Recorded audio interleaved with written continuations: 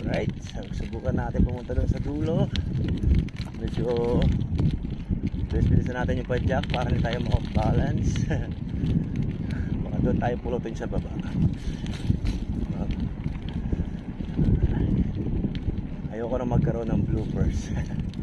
Bloopers sa rides natin. So ayan, dito tayo sa dulo ng breakwater. So ikot tayo, liko tayo dito. Ayan, yan sa dulo.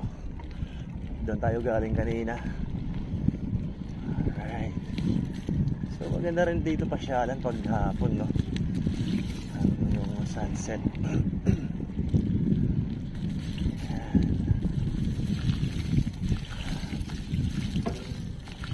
Para pa sila dito parang parola. Yan, tower nila, viewing deck.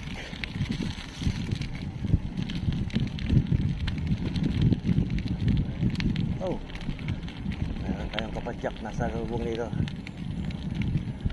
Okay.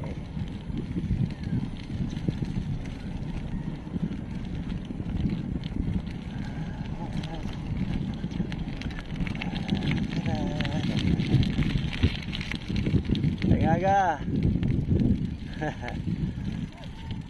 Salamat.